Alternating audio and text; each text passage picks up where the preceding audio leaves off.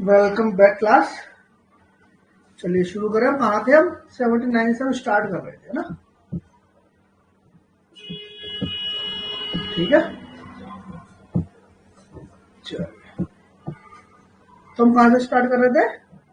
79 से मैं ये बता रहा था कि 79 से लेके 90 तक के जो सेक्शंस हैं वो इतने इंपॉर्टेंट नहीं है, वो प्रिजम्पशन वगैरह से रिलेटेड है। और यहाँ पर सिर्फ जो पूछेगा मोस्ट इंपॉर्टेंट जो हो जाता है वो ये पूछेगा कि इसमें सेल प्रिजम्पशन है, मे प्रिजम्पशन है, क्या है, कैसे, ये ज्यादा पूछता है। जैसे आप इसका अगर 79 देखो, 79 अगर आप देखोगे इसका 79 अगर आप देखोगे कह रहा है presumption as to genuineness of certified copy. तो हम जो 76 में देखो, आप देखो जो हम 76 में पढ़ रहे थे सर्टिफाइड कॉपीज के बारे में, उसका प्रिजम्पशन जो ले रहा है ये सर्टिफाइड कॉपीज के बारे में जो ले रहा है वो 79 में ले रहा है। और इसमें एक ही लाइन याद रखो बस, एक तो शेल और जेन्युइननेस।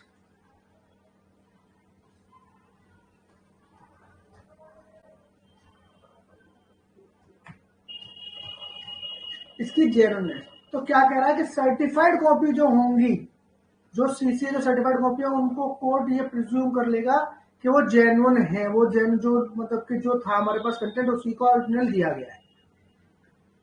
तो जब आप देखो 74 पढ़ो, ठीक है, रेड विथ 79 सॉरी 76 और रेड विथ 79 तीनों एक साथ पढ़ लो,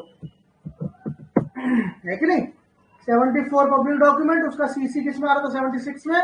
और इसका प्रिजम्पशन किस में था? 79 में, शेल प्रिज्यूम। ठीक है जी, एक चीज ये हो गई। अब 80 में आ जाओ। 80 में क्या कह रहा है? 80 में कह रहा है, इसमें भी देखो 79 80 आगे भी जाओगे आप तो सेल प्रिज्यूम है। ठीक है, ये समझ लो आप 85C तक, 79 से 85C तक जो है वो क्या है? शेल प्रिज्यूम है। तो आप ये याद रखना, जो प्रिजम्पशन इसने लिए है, कहीं पर मे भी आएंगे बाद में, मगर 79 से 85C तक क्या शेल प्रिज्यूम है। तो ये तो मोटा मोटा आपको याद रहे। जैसे 80 में क्या कह रहा है? ये 80 में क्या कह रहा है? whenever any document is produced before any court purporting to be record or memorandum of the evidence or of any part of evidence given by a witness in a judicial proceeding or before any officer authorized by law to take such evidence or to be a statement or confession by any prisoner or accused person taken in accordance with law and purporting to be signed by any judge or magistrate or by any such officer, the court shall presume कि document genuine है, statement है, वो statement as to the circumstance under which it was taken purporting to be made by the person signing it as true and that such evidence state of complaint was duly taken। तो क्या कह रहा है? ये कह रहा है कि मान लीजिए प्रोसीडिंग वगैरह कोई हो रही है, उसमें कोई जज है, कोई मजिस्ट्रेट है। जैसे मान लो 164 के बयान होते हैं, है ना, सीआरपीसी 164 सीआरपीसी के बयान होते हैं, उसमें मजिस्ट्रेट रिकॉर्ड करता है ना स्टेटमेंट वगैरह। तो मान लीजिए ये ऐसी चीजों की बात कर रहे हैं, ऐसा कोई कन्फेशन रिकॉर्ड करा गया, कोई स्टेटमेंट रिकॉर्ड करी गई, एविडेंस आपने कोर्ट में दिए, उसका क्रॉस ओवर एविडेंस की रिकॉर्डिंग होती है ना, टेस्टिमनी होती है। ठीक है, तो उन सबके ये कोई रिकॉर्डिंग हुई है, तो एक बार उस पर अगर किसी जज के साइन हो गए, मजिस्ट्रेट के साइन हो गए, तो मान लेंगे कि ये देखो क्या है, ड्यूली टेकन हुए थे। जो प्रोसीजर होता है लेने का, मान लेंगे कि वो पूरा किया गया था। तो शेल प्रिज्यूम कोर्ट क्या करेगा? देखिए शेल प्रिज्यूम देखो, हमने सेक्शन 4 में पढ़ा था। शेल प्रिज्यूम का मतलब क्या है? शेल प्रिज्यूम का मतलब है court have to presume, mandatory है कोर्ट पे, मैंडेटरी है कि कोर्ट को ये प्रिज्यूम करना पड़ेगा कि ये फैक्ट है। अब उसको कोई और दूसरी पार्टी चाहे तो उसमें शेल प्रिज्यूम होता है कि उसे रीबट कर सकते, उसे आप डिस्प्रूव कर सकते हो, मतलब कि आप उसमें देख के ये बोल सकते हो भैया नहीं ये तो गलत है, ऐसा नहीं ऐसे था, आप एविडेंस लगा सकते। शेल प्रिज्यूम और कोर्ट का जो बर्डन ऑफ प्रूफ है, जो बर्डन ऑफ प्रूफ पार्टी ए पे था वो शिफ्ट होकर पार्टी बी पे चला जाएगा। बस इतना है कि मान लो वैसे अगर ये फैक्ट लेकर आएगा तो वो प्रूव करेगा, और कोर्ट ने प्रूव प्रिज्यूम कर लिया तो बी पे चला गया, तो शेल प्रिज्यूम में ये चीज आती है। ठीक है, तो 80 क्या कह रहा है कि ऐसा हुआ कन्फेशन वगैरह से आप इसे याद रखना, वैसे आपको इससे सब कुछ याद आ जाएगा। कन्फेशन 164 के बयानों में मान लो कहीं कुछ है ऐसा, तो उसको कोर्ट क्या करेगी 80 में, एविडेंस के 80 में शेल प्रिज्यूम कर, इतना याद रखना आपको। 79 में क्या कह रहा है, सर्टिफाइड कॉपी की जेन्युइननेस को प्रिज्यूम करेगी, इसमें 80 में क्या करेगी उसको प्रिज्यूम करेगी। 81 इंपॉर्टेंट है, और 81 के साथ 81 ए भी इंपॉर्टेंट है। यहां से सिर्फ मार्जिनल हेडिंग से पूछता आपसे, कह रहा है कोई भी, मान लो 81 कह रहा है कि कोई भी गैजेट में निकाल दी, ठीक है, कोई गैजेट में कोई, जैसे आपने देखा गवर्नमेंट कोई भी चीज गैजेट में निकालती है, न्यूज़पेपर में कोई निकाल दी मान लो, तो गवर्नमेंट ने अगर ऐसा कोई काम किया है, पार्लियामेंट एंड अदर डॉक्यूमेंट है, तो फिर क्या होगा, कोर्ट इसको ये शेल प्रिज्यूम कर लेगी कि ये सही है। देखो क्या कह रहा है, the court shall presume the genuineness, है ना, of every document purporting to the London gazette हो, एनी ऑफिशियल गैजेट हो, गवर्नमेंट गैजेट हो, फलाना ढिमकाना, इसमें अगर इन्होंने कोई गैजेट वैजेट में निकाला तो क्या कहता है कि ये कोर्ट ये प्रिज्यूम करेगी ये सही है। अब आप प्रूव करो एविडेंस देके कि गलत है ना, ये है 81 क्या कह रहा है कि गैजेट वगैरह में अगर कोई निकाल दिया तो कोर्ट शेल प्रिज्यूम, कोर्ट मान लेगी कि ये सही है। अब आप प्रूव करो कि ये गलत है 81 में। और 81 ए, क्योंकि 81 डॉक्यूमेंट वगैरह की बात करें, तब तो इलेक्ट्रॉनिक गैजेट भी होते हैं ना, अब तो वो गए जमाने, इलेक्ट्रॉनिक गैजेट में निकाल देते, इसमें शेल प्रिज्यूम कर लेगी 81 ए, इलेक्ट्रॉनिक बना दिया, इसमें शेल प्रिज्यूम कर लेगी। 79 से लेके 85 सी तक शेल प्रिज्यूम है। पहले तो एक मोटा सा एक खांचा बना लो अपने दिमाग में, फिर कहां से कहां तक शेल प्रिज्यूम करो, हर सेक्शन का शेल और मे याद रखना अपने आप में बहुत बड़ा काम है, होता भी नहीं है। अगर आपको एक बेसिक आपने लाइन खींच रखी है कि यहाँ से यहाँ तक शेल है, वहां से आगे मे है, तो उससे होता क्या है कि जब आप पेपर में बैठोगे ना और आपको याद भी नहीं आए, मान लो एकदम डायरेक्ट याद नहीं आ रहा कि 81 ए में गैजेट वाले में क्या था, नहीं याद आ रहा, मगर आपने को एक पार्ट में डिवाइड कर रखा है उस पूरे एरिया को ना, तो आप एरिया पे तो जा सकते हो, मान लो पर्टिकुलर सेक्शन तक नहीं पहुंच पा रहे, और कम से कम उस एरिया तक तो पहुंच सकते हो कि हाँ अच्छा वो वहां से लेके वहां तक तो सारे शेल वाले थे, तो 79 से 85 के बीच में 81 पड़ रहा है, अच्छा तो वो शेल ही होगा। आपने क्या किया, आपने इस तरीके से उसे सही कर लिया, मैं ये कहना चाह रहा हूं, इसलिए इसे समझो। वैसे तो देखो पर सेक्शन आपको याद रहे किसमें शेल है और किसके बारे में बात कर रहा है। 79 आपको पता हो गया, सर्टिफाइड कॉपी की जेन्युइननेस की बात कर रहा है। 80 कह रहा है 164 जैसे बयानों की, कन्फेशन जैसे बयानों की, ठीक है। 81 कह रहा है गैजेट वगैरह अगर कुछ है तो। 81 ए कह रहा है कि उसी का इलेक्ट्रॉनिक कर लेते हो, सब में हम मान लेंगे वो सही है। 82 से वैसे तो पूछता नहीं हूँ, इसमें भी शेल प्रिज्यूम है। 83, 84, 85 ये देखो आप, अब ये देखो जो 85 है, सॉरी 83 है, हमने पढ़ा था क्या 36, अगर मैप वगैरह में कुछ होगा तो वो रेलिवेंट होगा, अगर याद हो तो, याद है हमने 36 में पढ़ा था। 83 उसी की बात कर रहा है कि हम अब ये मान लेंगे शेल प्रिज्यूम कि वो सही है। यहां तो रेलिवेंसी की बात कर रहा था 36 में, 83 में प्रिज्यूम कर रहा है। देखो कह रहा था court shall presume that maps और plans purported to be made by the authority of the central government और एनी स्टेट गवर्नमेंट क्या है were so made and are accurate, तो मैप वगैरह क्या एक्यूरेट है, सही है। तो 36 83 एक जैसे है। अब इसमें कंफ्यूज मत हो जाना, कहीं पता लगे मैप दोनों ही मैप है, आपने 83 को भी मैप से याद रखा है, 36 को भी मैप से रखा है, मैप पूछा आपको मारना तो 36 आपने मार दिया 83। ये गलती मत कर देना, तो बहुत बेसिक गलती हो जाएगी। 36 क्योंकि देखो 5 से लेकर 55 तक, 6 से लेकर 55 तक रेलिवेंसी की बात करता है, प्रिजम्पशन की बात इस तरफ कर रहा है 79 वगैरह से। तो जैसे कि मैप से रिलेटेड 83 भी है 36 भी है, मगर जब 80s में आप घूम रहे हो तो फिर आप याद रखना ये प्रिजम्पशन की बात कर रहा होगा, और रेलिवेंसी की जब बात करें मैप की तो आप 30s में चले जाना। अब 36 83 को आप एक साथ पढ़ो, हमेशा अलग कभी पढ़ना ही नहीं, दोनों एक जैसे, दोनों मैप से रिलेटेड हमारा रेलिवेंसी है। यहाँ पे क्या है यहाँ पर भाई, यहाँ पे है प्रिजम्पशन, शेल प्रिज्यूम। ऐसी 84 में देखो क्या कह रहा है, 84 में ऐसे इंपॉर्टेंट है, 84 से नहीं पूछता, कहता court shall presume the genuineness every book purported to printed और पब्लिश्ड इन अदर। तो गवर्नमेंट ने अगर कोई बुक पब्लिश करी है, करिए वो करिए, तो मान लेंगे अगर लॉ वगैरह कोई प्रिंट किया है तो मान लेंगे ये भी क्या है, सही है, जेन्युइन है ना।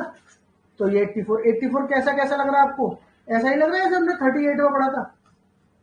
38 में तो लॉ बुक का पढ़ा था,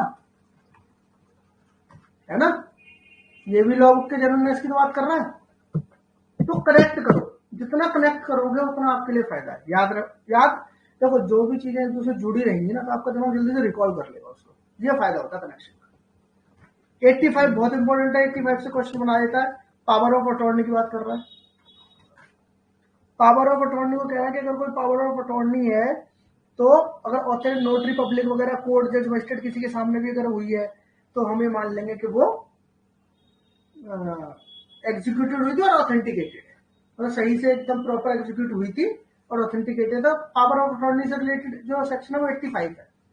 इन सब सेक्शंस को देखो वैसे नॉर्मली यहाँ से ज्यादा पूछता नहीं है, ठीक है, मगर मिनिमम इतना तो आप रखो ही रखो कि इनकी मार्जिनल हेडिंग आपके दिमाग में एक कहानी की तरह एक रिवीजन में आती जाए।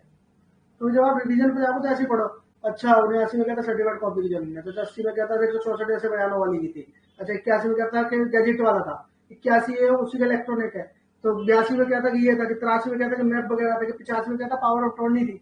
इतना इतना भी अगर सिर्फ 85 पावर ऑफ अटॉर्नी खत्म हो गई रिवीजन।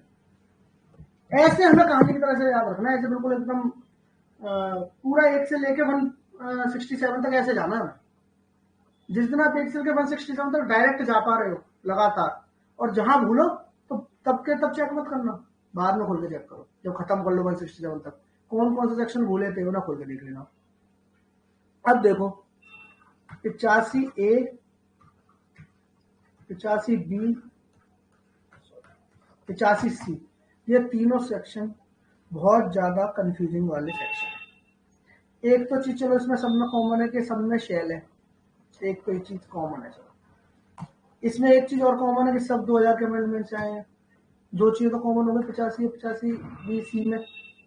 इसमें अलग क्या है कि इसमें कभी कभी ये पूछता है कि किस सेक्शन में क्या है, और ये अपने आप में सच में बहुत मुश्किल काम है। अभी अगर लगे भी याद हो जाए तो पेपर में जाती है। तो इसको ऐसे पकड़ लो, मैंने जैसे याद रखा हो वैसे आपको बताता हूं, काम 101% करेगा।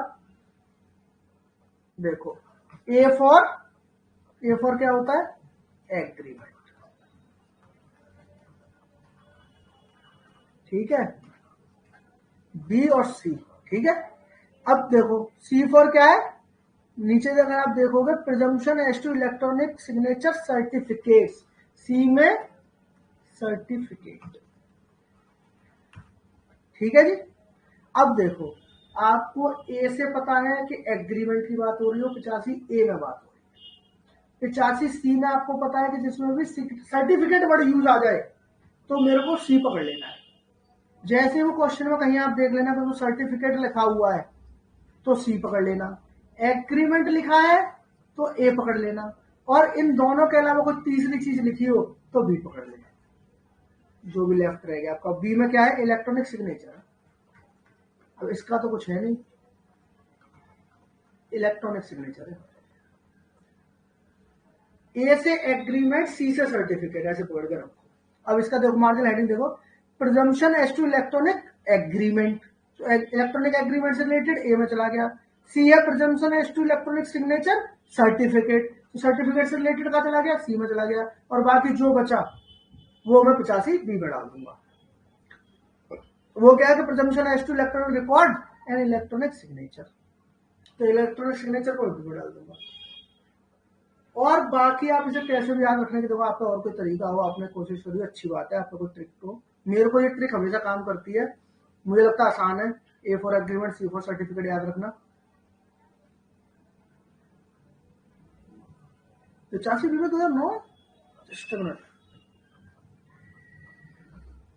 नहीं नहीं, ना 2000 सही है, 85B भी 2000 सही है।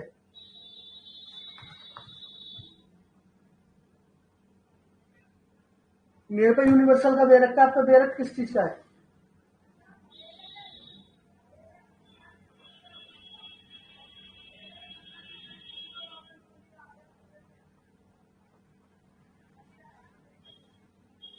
पिचासी भी 2000 से ही है, मेरे पास लिखा हुआ है, इंसर्टेड बाय एक्ट 21 ऑफ 2000, तीनों A B C तीनों। आपका भी यूनिवर्सल है, मेरे पास भी यूनिवर्सल है। कमाल है, यूनिवर्सल अलग अलग टाइप कर रहा है क्या?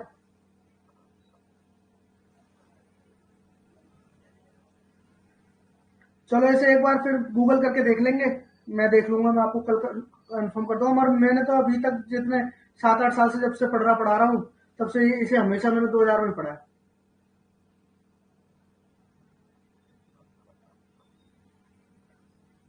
हाँ मैं सेंड कर दूँ, इस पर सेंड हो जाएगा क्या चैट बॉक्स में? मुझे पता नहीं, एक्चुअली में मैं इलेक्ट्रॉनिक्स में बड़ा ही थोड़ा सा ऐसा हूँ। अच्छा, इस पे नहीं होगा ना? नहीं, आप जो मुझे फोटो भेजोगे वो अपने बेरेक्ट की भेजोगे ना? अब आपका बेरेक्ट में मान लीजिए लिखा हुआ है कि अच्छा अच्छा व्हाट्सएप पर, ठीक है ठीक है, वो ठीक है, आप इस पर भेज दीजिए।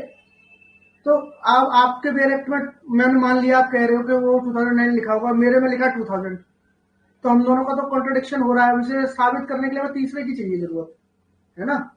तो या तो और कोई बच्चा यहाँ पर बता सके, सपोज करो, और या फिर गूगल वगैरह से एक बार कंफर्म, एक बार गूगल आप कर देख लो।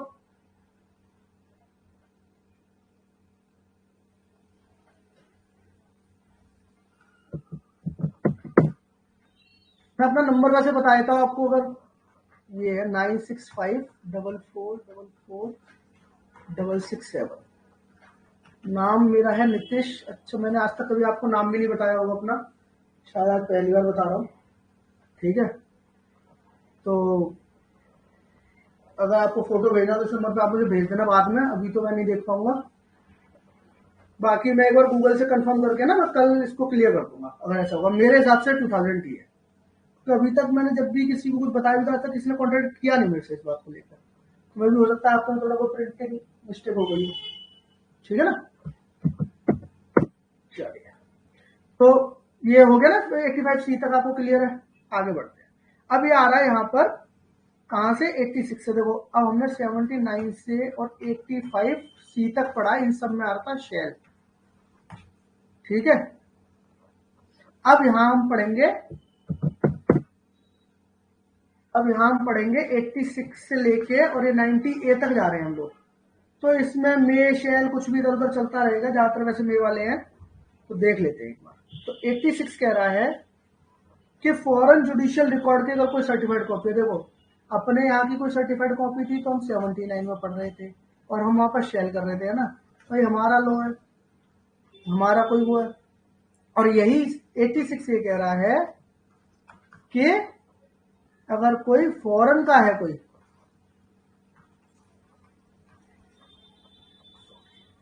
फॉरेन जुडिशियल है,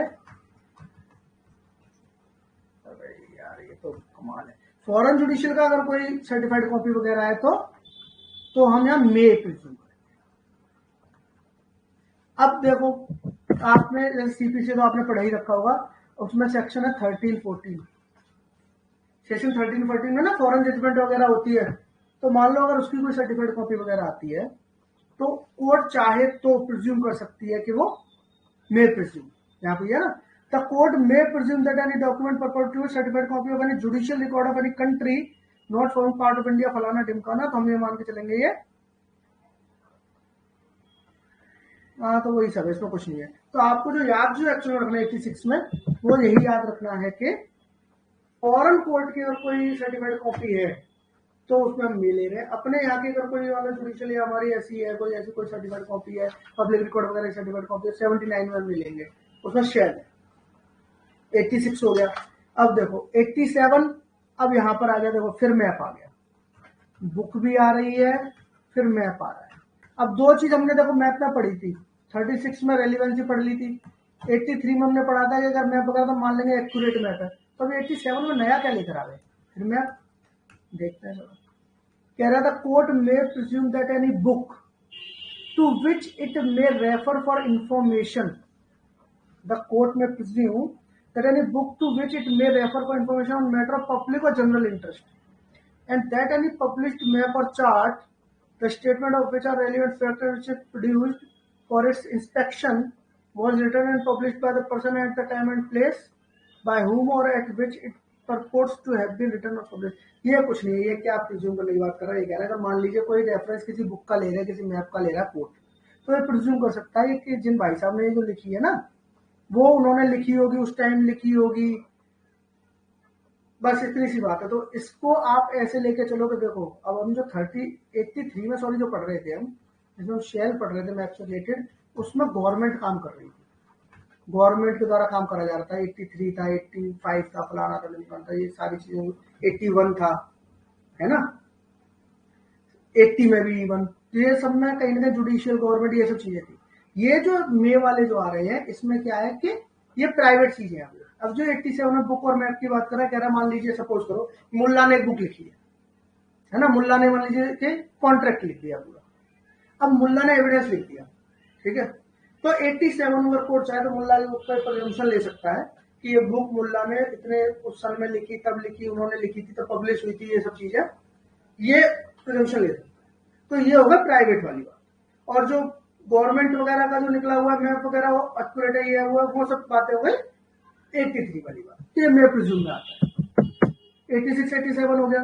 अब देखो इसमें एक चीज और, 88 और 88A, ये कह रहा है टेलीग्राफ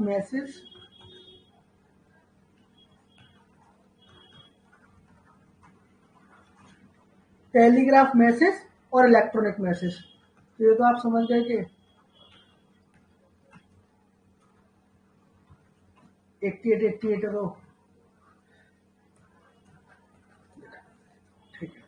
क्या कह रहा था, court may presume that a message forwarded from a telegraph office to the person to whom such message purport to be addressed correspondence with the message delivered for transmitted at the transmission at the office from which the message purport to be sent, but the court shall not make any presumption as to the person by whom such message was delivered for transmission।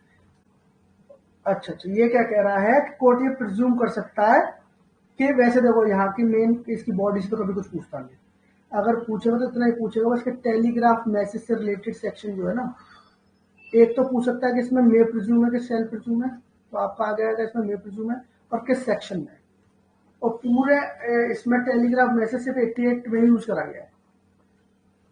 तो इसके अंदर से तो वैसे कभी वो पूछेगा मैंने कि ये प्रिज्यूम कर लेगा जिसको एड्रेस पे भेजा जा रहा था उसको भेज दिया गया था, ये कर दिया गया था, वो कर दिया गया था, तो अगर पीटी के पर्पज से तो बिल्कुल भी इंपॉर्टेंट नहीं है। आपको मगर ये जरूर याद रखना है कि कभी कभी ऐसे पूछ देते हैं, इलेक्ट्रॉनिक मैसेज पूछ देगा, अब देखो मैसेज की बात है, आप इलेक्ट्रॉनिक एग्रीमेंट पढ़कर आ रहे हो, उधर 85 में सर्टिफिकेट पढ़ के आ रहे हो, 85C में उधर ज्यादा पढ़ रहे हो, और तो आप गलती से उधर ही चले गए कि यार ऐसा लग रहा है ये तो इलेक्ट्रॉनिक की बात कर रहा है, अच्छा तो 85B होगा इसका, मान लो सपोज करो।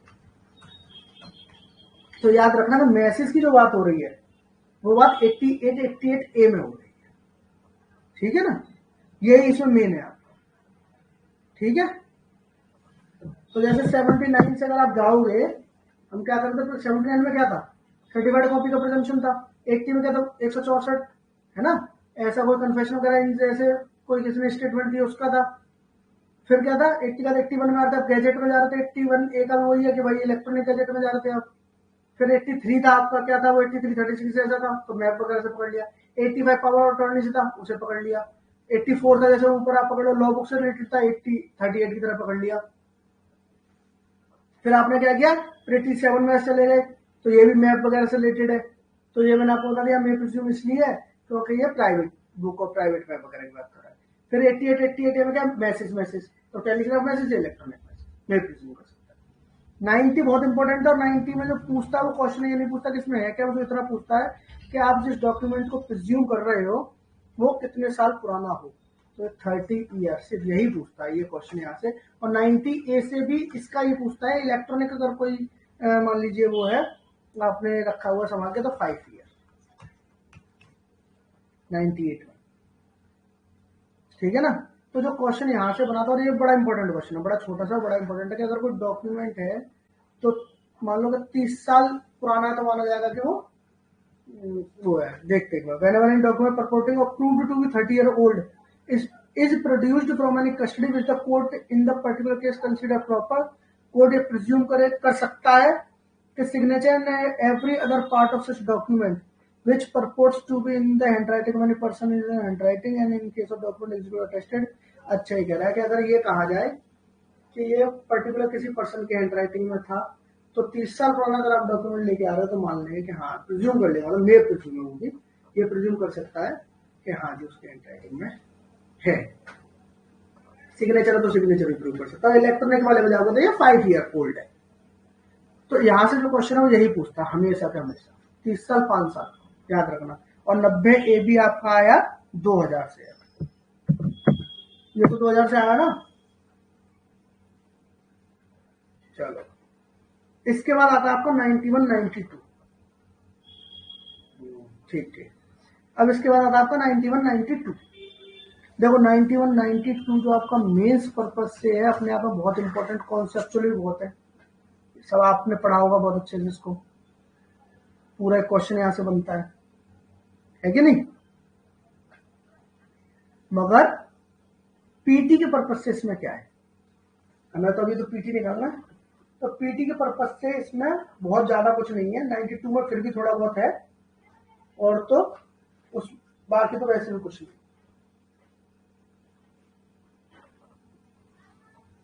चलो तो हमने 59 में क्या पढ़ा था, हमने 59 में पढ़ा था कि सारे फैक्ट आप ओरल से प्रूव कर लेना, मगर डॉक्यूमेंट को डॉक्यूमेंट से करना, यही पढ़ा था हमने। चलो देखते हैं अब क्या कर रहा है 91 क्या क्या है। और वो क्वेश्चन जो बनाता है एक्चुअल में ना, ज्यादातर पीटी में बनाता है तो 92 से बनाता है जो बनता है, और फिर भी 91 पता होगा तभी आप 92 कर पाओगे, 91 बेस है 92 का, ठीक है। तो एक बार देख लेते हैं। कह रहा है when the terms of contract or of a grant or of any other disposition of property, कह रहा है कि टर्म ऑफ कॉन्ट्रैक्ट, ग्रांट और अदर डिस्पोजिशन, है ना।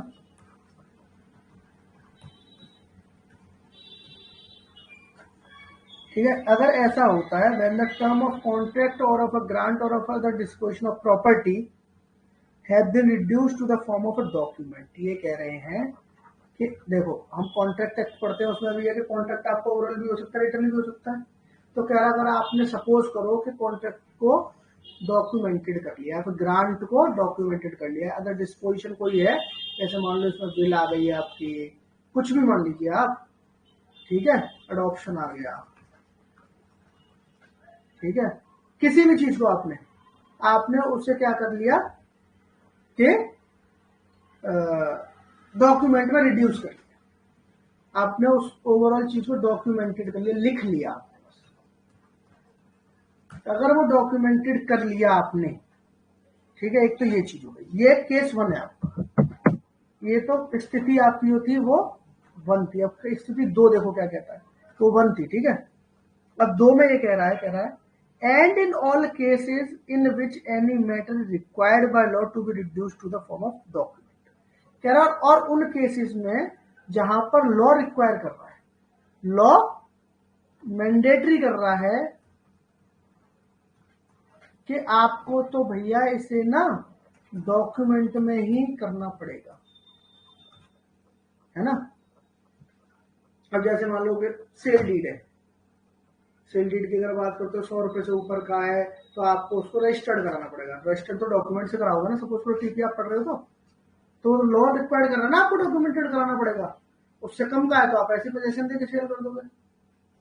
तो इस तरीके का जो हमारा कॉन्ट्रैक्ट ग्रांट की जो बात हो रही थी, है ना, अदर डिस्पोजिशन की बात हो रही थी, वो तो वो वाले थे कि जरूरी नहीं था, मैं फिर भी चलो आपने उसको रिड्यूस कर लिया अपने मन मुताबिक, आपका मन हुआ, आपने कहा भैया बातों बातों में कल आप भूल गए तो एक काम करो, इसे कागज लेके लिख ही लेते हैं, तो वो तो उस तरीके की बात है। और दूसरा कह रहा है कुछ ऐसी चीजें होती है जैसे लॉ कहता है कि नहीं भैया ये तो रिटर्न में ही होगी, ओरली नहीं हो सकती है।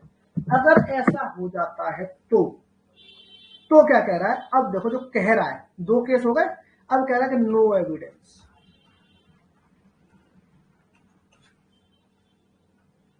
कह रहा है no evidence shall be given in proof of the terms of such contract grant or the disposition of property or of such matter, और उसके जैसे मैटर। तो कह रहा है कि भैया ऐसी स्थिति में आप एविडेंस नहीं दे पाओगे, एक बार अगर आपने डॉक्यूमेंट कर लिया तो एक्सेप्ट द डॉक्यूमेंट इटसेल्फ। तो अगर ऐसा हुआ है तो आपको डॉक्यूमेंट ही लाना पड़ेगा,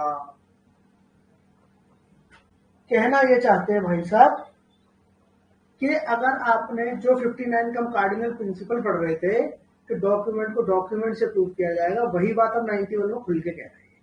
पूरा आपको बता रहा है कि देखो आप मान लो कि थे भी नहीं, लॉ मैंडेट भी नहीं कर रहा था आपको, कंपलसरी भी नहीं था कि आप इसको आपको डॉक्यूमेंट्री कराई, लिखित में काम करो वाला, ओरली भी कर सकते थे। अरे मुझे एक एप्पल बेचना है, आपको एक एप्पल खरीदना है, मार्केट में जाते हो ना, सब्जी कैसी दी है, तो उसमें क्या है, आपने गए, आपने पूछा, आपने कॉन्ट्रैक्ट कर लिया ना उससे, ओरली कॉन्ट्रैक्ट कर लिया, कोर्ट तो कुछ नहीं कर रहा। अब सपोज करो उसको आपने डॉक्यूमेंटेड कर लिया, इस पर लिखो भैया आपसे आलू आज तभी खरीदूंगा, कितने रुपए किलो देते हो, कितने रुपए दोगे, मैं खरीदूंगा चाहिए प्लान का। अब कल आपसे कोई बात हो जाए तो आपको डॉक्यूमेंट लेके जाना पड़ेगा, क्योंकि आपने उसको डॉक्यूमेंटेड कर लिया, या तो करते नहीं।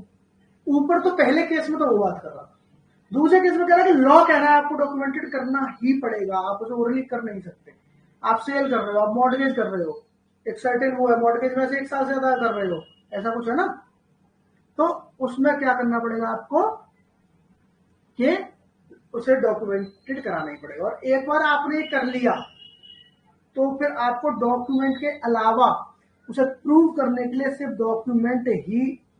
डॉक्यूमेंट ही दे पाओगे और कुछ नहीं दे पाओगे। क्लियर? 91 कोई इशू नहीं है। अब आपसे मान लो पीटी में क्वेश्चन बनाने क्या बना सकता है, वो सोचकर देखो क्या बना सकता है, ये तो बनाएगा। अगर मान लो पूछना भी चाहे तो पूछ देगा कि मान लो अगर लॉ रिक्वायर्ड कर रहा है, सपोज को लिख दे कि लॉ रिक्वायर करता है कि फलानी चीज को डॉक्यूमेंटेड किया जाए और हो गई, तो क्या उसमें ओरल एविडेंस लग सकते हैं? वैसे तो कॉमन सेंस पे भी आप बता दोगे, मगर 91 के अकॉर्डिंग भी बता दोगे नहीं लगेंगे। ठीक है जी। और अब इसमें दूसरी चीज, एक तो आप डॉक्यूमेंट चल रही है और डॉक्यूमेंट खुद नहीं है, मान लो ऐसी कोई स्थिति बन रही है, तो फिर आप सेकेंडरी जो हमने पढ़ी लिए थे आपको पता है अभी, और secondary evidence of its content in case in which secondary evidence is admissible under the provision here before content. तो जो 65 पे हमने पढ़ा किसमें कैसे कैसे जाएगा, ऐसी स्थिति में आप सेकेंडरी एविडेंस भी दे सकते। ठीक है जी, कोई इशू तो नहीं है इसमें। तो 91 में पीटीसी का क्वेश्चन बनाएगा तो दो ही उसमें बना सकता है ना, कि लॉ ने अगर मान लो मैंडेट कर दिया, या पूछ ले के कोई अगर कॉन्ट्रैक्ट का सीधे एक प्रॉब्लम बना देगा, मान लो सपोज करो कॉन्ट्रैक्ट हुआ, कोई एक छोटा मोटा ऐसे बता देगा कि उसमें दोनों बाद कॉन्ट्रैक्ट हुआ और अब वो उसका ओरली प्रूफ करना चाहता है, तो क्या कर पाएगा? नहीं कर पाएगा ना, क्योंकि 91 उसको प्रोहिबिट कर रहा है। उसको कौन प्रोहिबिट कर रहा है? 91 कर रहा है। ठीक है जी। 91 से इतने जल्दी से क्वेश्चन नहीं बनाता पीटी में। अब मेंस का एक बार देखते हैं, तो सॉरी मेंस में तो बनाता है, मेंस में तो बहुत अच्छा कॉन्सेप्चुअल बनता है यहाँ से। 9 ऐसे इसमें एक्सप्लेनेशन भी है, ये देख लेते हैं, और एग्जाम्पल भी है, ये भी देखेंगे। इसमें एग्जाम्पल पूछ लेता है, इसका एग्जाम्पल ई है। क्या कह रहा है? कह रहा है एक्सेप्शन 1। अच्छा, इसमें 2 एक्सेप्शन है, 3 एक्सप्लेनेशन है। चलो देखते हैं। कह रहा है when a public officer is required by law to be appointed in writing, तो अगर ऐसा हो, एक्सेप्शन 1 कह रहा है कि ऐसा हो कि पब्लिक ऑफिसर है और लॉ कहता है कि उसको राइटिंग से अपॉइंट किया जाएगा। तो वैसे तो मुझे समझ नहीं आता कौन सा पब्लिक ऑफिसर ओरली अपॉइंट होता है, आज तक ये नहीं समझ आया मुझे। आपको पता है कोई पब्लिक ऑफिसर ऐसा होता है जो ओरली अपॉइंट हो जाता हो? मान लो मैं तो कह रहा हूँ अगर डीएसपी डीसीपी अगर केस भी देता होगा एसएचओ सपोज करो, तो उसे भी रिटर्न में तो देता होगा, मुंह से तो नहीं बोलता होगा कि आप जाके इस केस को देख लो तो नहीं बोलता होगा, तो कुछ तो लिख के देता होगा कि मैंने इसमें इसको आई अपॉइंट किया, ये किया, वो किया। इतनी सी छोटी बात के लिए राइटिंग में देता होगा। चलो ठीक है, मुझे ये मालूम है।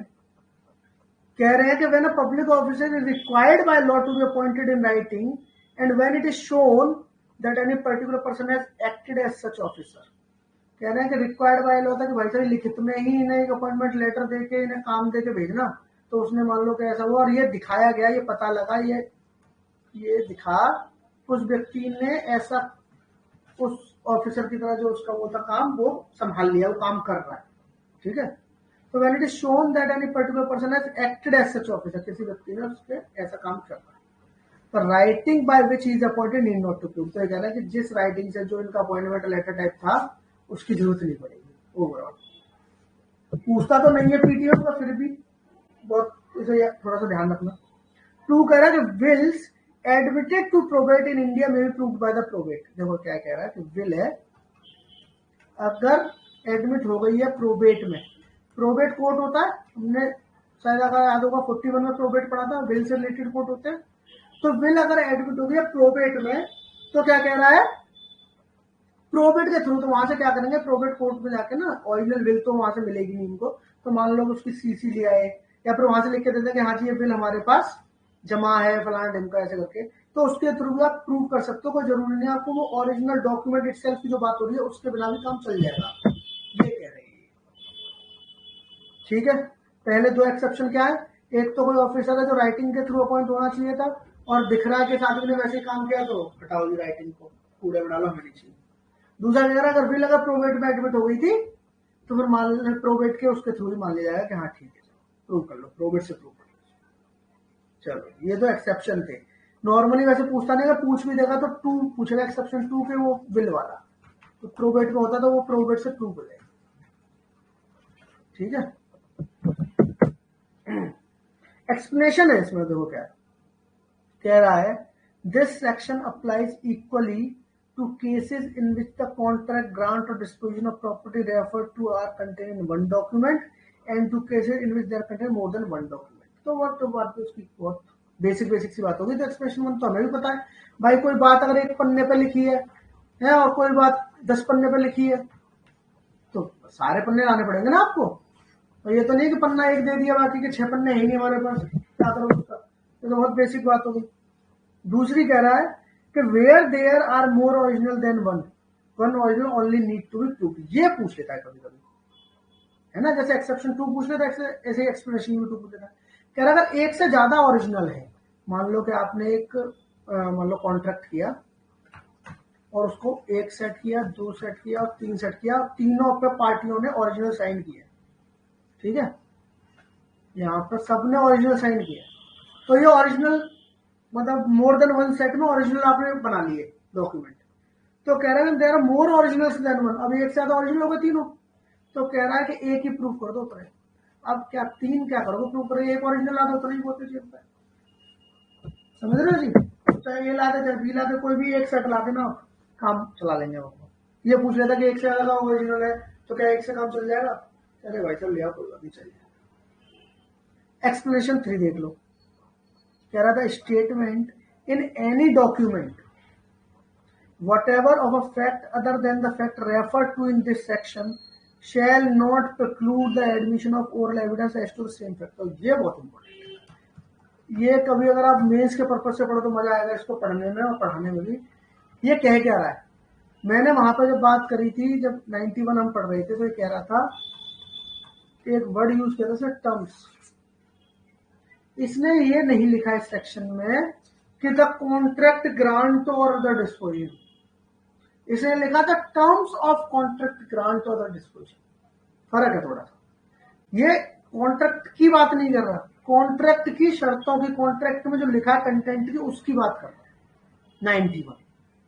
अब इसका एक्सप्लेनेशन 3 क्या कह रहा है, एक्सप्लेनेशन 3 कह रहा है कि कोई ऐसा डॉक्यूमेंट है, ठीक है, तो वो टर्म के अलावा इस मान लो कॉन्ट्रैक्ट ए, आप सपोज करो कॉन्ट्रैक्ट है ए, इस कॉन्ट्रैक्ट की शर्तों के अलावा अगर किसी और कॉन्ट्रैक्ट का मान लो कॉन्ट्रैक्ट भी है, इसकी कोई बात अगर इसमें लिख दी गई तो फिर इसका तो देखो मुझे डॉक्यूमेंट से प्रूव करना है, मगर इसकी जो बात इसमें लिख दी गई थी उसको हो सकता है कि मैं ओरल से प्रूव कर दूं, कहना ये चाह रहे हैं। ऐसे मानो, देखो एक एग्जांपल बहुत हल्का सा देता हूं, एग्जांपल ये कह रहा है, सपोज करो एक भाई साहब है ए, एक भाई साहब बी, ए अपना उधार खरीदना बेचना ऐसा काम करते रहते हैं, तो कॉन्ट्रैक्ट भी बहुत सारे करते रहते हैं आपस में अपने। अब ए ने क्या करा, एक जो कॉन्ट्रैक्ट हुआ उसमें बहुत सारी बातें लिखी थी, और लास्ट में मान लो एक बात ये भी लिख दी कि आपके पिछले वाला जो माल भेजा था ना उसके 10,000 रुपए मुझे मिल गए, ऐसा मान के चलो कि बाकी तो ये शर्तें हैं कि अच्छा गेहूं इस रेट लगेगा, ये होगा वो होगा फलाना ढिमका ना, पर इसमें एक बात और लिख दी कि पिछले वाले जो कॉन्ट्रैक्ट जो माल भेजा था उसके 10,000 रुपए मिल गए। अब देखो, अब इसे पढ़ो एक्सप्रेशन क्यों क्या कह रहा है, statement in any document whatever, एक डॉक्यूमेंट कोई भी स्टेटमेंट लिखी है of a fact other than the fact refer to in this section, तो इस कॉन्ट्रैक्ट की टर्म तो नहीं है ये 10,000 रुपए मुझे मिल गए, ये तो इस कॉन्ट्रैक्ट की कोई टर्म नहीं है। ठीक है जी। Shall not preclude the admission of oral evidence as to the same fact, तो इससे रिलेटेड इसके लिए आप ओरल एविडेंस दे सकते हो, ये कह रहा है एक्सप्रेशन 3। और इसी के ऊपर इसने क्या किया है, देखो अगर आप इसका ई एग्जांपल देखो और कहीं कोई पूछ देता है इसलिए मैं कह रहा हूं, और डी भी देख लो, पहले एक काम करो, पहले डी देख लो फिर ई देखेंगे। तो यहीं से जो अभी एग्जाम्पल पूछता है डी और ई से ही पूछता है। क्या कह रहा है देखो, कह रहा है a contract a contracts in writing with B, A ने बी से कॉन्ट्रैक्ट कर लिया जी, ए ने क्या किया बी से कॉन्ट्रैक्ट कर लिया for the delivery of Indigo upon certain term, तो उसने कहा कि भैया मैं आपको इंडिगो दूंगा, ये शर्तें होंगी। ठीक है। The contract mentioned the fact that B has paid as price of other indigo, वही जो मैंने अभी वो सेम एग्जांपल आगे चलो, तो वही कह रहा है कि इस वाले कॉन्ट्रैक्ट में पहले जो इंडिगो बेचा था उसका भी आ गया कि उसके पैसे वैसे पहुंच गए हैं, बी ने उसे पे कर दिया है। तो कह रहा है oral evidence is offered that no payment was made for the other indigo. अब एविडेंस इस बात के दिए गए हैं कि वो पहले वाले इंडिगो जो दिया था उसको तो पैसे मिलेगी।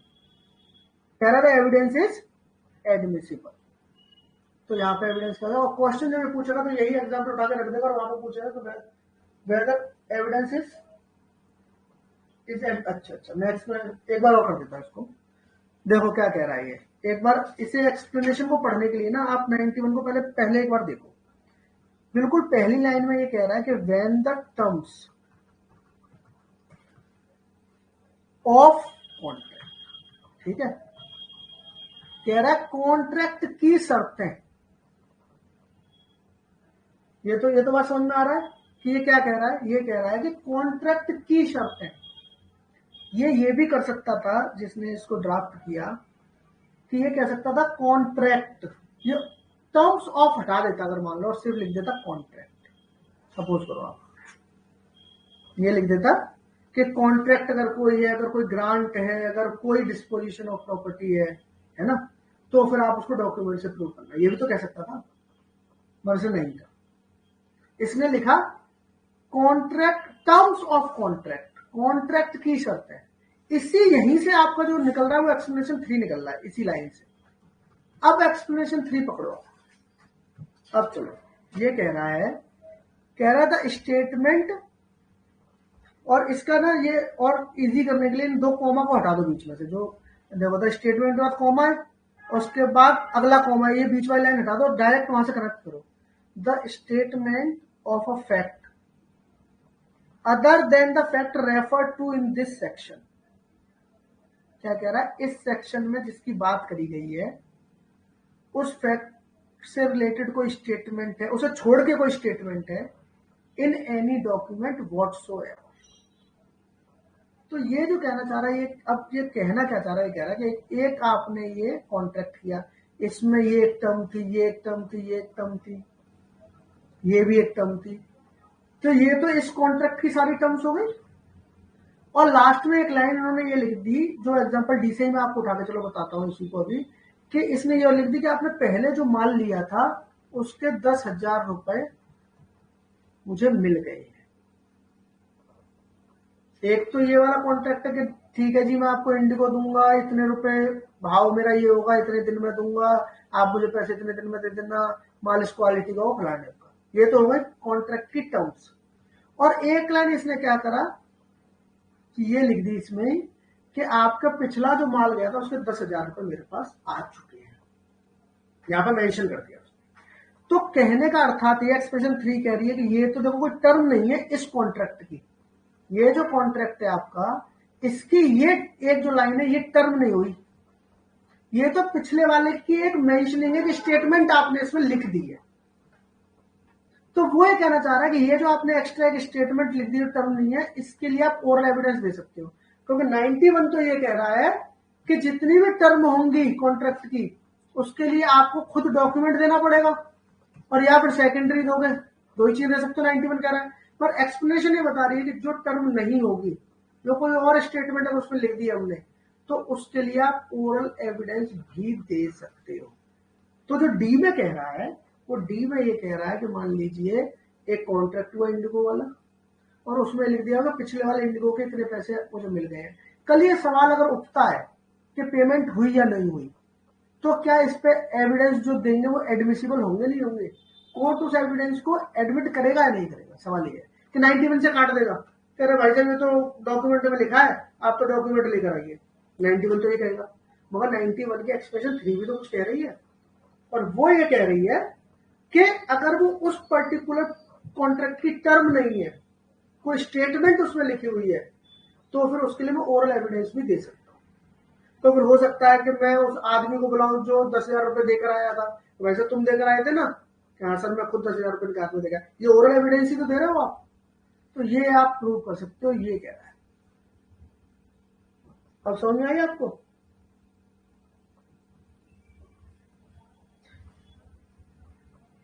चलो बहुत बढ़िया। तो टर्म इसलिए इसमें इंपॉर्टेंट रहता है, टर्म जो वर्ड था वो थोड़ा सा खेल कर देता है इसमें। अब इसी का देखो अगला, देखो जो ये ई जो एग्जांपल है ये पूछ लेता है कई बार, और यू के यू पूछेगा आपसे, और डी वाला भी यू के यू पूछेगा, बेफिक्र रहना। तो आपको तो अब याद भी होगा कि अगर ऐसी कोई बात है, स्टेटमेंट वगैरह दी है इंडिगो वगैरह, तो एडमिसिबल कर देना उसको। कह रहा है A gives B receipt for money paid by B. A ने क्या किया, ए ने क्या करा, एक रिसीट दे दी। ये तो कुछ गलत हो गई। ए ने क्या करा, एक रिसीट दे दी जो उसे पैसा बी ने दिया उसको, ठीक है जी। Oral evidence is offered of the payment. अब ये क्या कह रहा है, ओरल एविडेंस कह रहा है कि मैंने पेमेंट कर दी थी, उसके लिए देखो मेरे पास ये इसे रिसीट दी थी, तो एडमिसिबल बता रहा। अब देखो यहां पर भी आप देखो, ये जो वो है, अब आप कहोगे तो भाई लिखित को उसे रिसीट दी और रिसीट तो लाया नहीं, तो ओरल एविडेंस लेकर आ रहा है। मगर ये कह रहा है कि पेमेंट की रिसीट जो है वो कोई टर्म नहीं है ना, कॉन्ट्रैक्ट की कोई टर्म थोड़ी ना ये। यहां पर भी देखो लॉजिक जो आप लगाओगे, जो लॉ लगा रहे हो, वो 91 से लग रहा है कि अगर वो टर्म है उस कॉन्ट्रैक्ट की, इसे मत भूलना वर्ड को, अगर उस कॉन्ट्रैक्ट की वो टर्म है तो वही डॉक्यूमेंट की जरूरत है। अगर वो टर्म नहीं है तो डॉक्यूमेंट की जरूरत नहीं। समझ रहे हो? तो रिसीट जो है, पैसा भाई मुझे मिला और मैंने उसकी रिसीट दे दी, तो उसके लिए मेरे को कोई टर्म थोड़ा ना, इसमें कोई शर्त थोड़ी ना ये, इसलिए मैं इसमें ओरल एविडेंस प्रूफ कर सकता हूं। ठीक है, ये यू के यू एग्जाम्पल पूछता है ये वाला भी 91। अब आ जाओ जी 92 पे। अब देखो क्या कह रहा है 92 में, तो मोटा मोटा बता दो 92 क्या कह रहा है। कह रहा है कि भाई साहब आपने 91 में कोई कॉन्ट्रैक्ट किया, मैं कॉन्ट्रैक्ट ही लेके चल रहा हूँ, और जब मैं कॉन्ट्रैक्ट बोलता था मान के चलना कि उसमें ग्रांट, डिस्पोजिशन, फलाना ढिमकाना सब कुछ इंक्लूड करके बोलता हूँ। तो मान लो कह रहा है 91 में आपने कोई कॉन्ट्रैक्ट कर लिया और उस पर फिर आपने डॉक्यूमेंट देकर उसे प्रूफ भी कर दिया। ठीक है, 91 यही तो कह रहा था कि आपको डॉक्यूमेंट देना है, डॉक्यूमेंट को प्रूफ करने के लिए। तो आपने कोई कॉन्ट्रैक्ट किया, वो रिटर्न में था, इसलिए आपने डॉक्यूमेंट देकर उसे प्रूफ किया। अब जब एक बार आपने डॉक्यूमेंट दे दिया, तो आपको अगर कोई वेरिएशन अगर प्रूफ करना है, और वेरिएशन मतलब कोई बदलाव किसी भी तरीके का, कम ज्यादा ऊपर नीचे फलाना ढिमकाना, तो फिर उसके लिए भी आप डॉक्यूमेंट ही लाना, ओरल मत आना। समझे कितना आसान है? एक लाइन में अगर देखा जाए 92, तो इतना ही कह रहा है ना कि भाई आपने 91 में कोई जो कहा था कि डॉक्यूमेंट से प्रूफ होगा, और आपने डॉक्यूमेंट दे भी दिया और प्रूफ भी हो गया। अब जब एक बार प्रूफ आ गया, वो प्रूफ कर दिया आपने, तो फिर अगर आपको कोई वेरिएशन उसमें दिखानी है कि अरे नहीं भैया ये तो ऐसे इसमें थोड़ा सा ये भी चेंज था, तो वो चेंज भी ना डॉक्यूमेंट से ही प्रूव करना।